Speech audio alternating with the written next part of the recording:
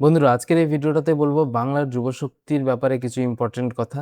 বাংলার যুবশক্তির form fill up কবে থেকে শুরু হবে, বাংলার যুবশক্তির ফর্ম ফিল আপের জন্য কী কী ডকুমেন্টস রেডি করে রাখতে হবে, বিস্তারিত আলোচনা করব। তো বাংলার যুবশক্তির যে প্রকল্পটা আছে সেটা এর আগে নাম ছিল বাংলার যুবসাথী, যেটাতে অনেকে যারা এলিজিবল তারা ১৫০০ টাকা করে মাসে পেয়েছেন।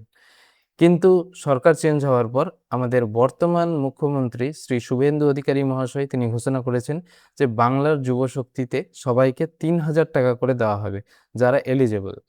তো তার জন্য কি কি ডকুমেন্টস রেডি রাখতে হবে, কবে থেকে শুরু হবে, সেসব বিস্তারিত আলোচনা করব।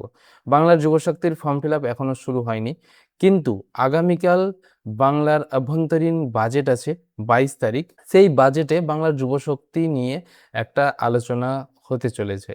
একটা চমক আসতে পারে বাংলার যুবশক্তি নিয়ে। তো সেই বাজেটেই বোঝা যাবে যে বাংলার যুবশক্তির ফর্ম ফিল আপ কবে থেকে শুরু হবে বা কত টাকা করে দেওয়া হবে সেই বিস্তারিত। কিন্তু আপনাদের কি কি ডকুমেন্টস রেডি রাখতে হবে?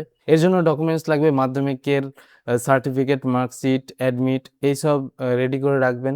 পাসপোর্ট সাইজ ফটো, আধার কার্ড, ভোটার কার্ড এইসব রেডি করে রাখবেন এবং কালকের বাজেটের পরেই আপনারা জানতে পারবেন যে কবে যুবশক্তির ফর্ম ফিল আপ শুরু হবে।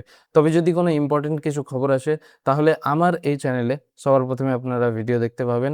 তাই জন্য আমার এই চ্যানেলটাকে সাবস্ক্রাইব করে রাখুন এবং ফলো করে রাখুন। ভিডিওটি বেশি বেশি করে শেয়ার করবেন।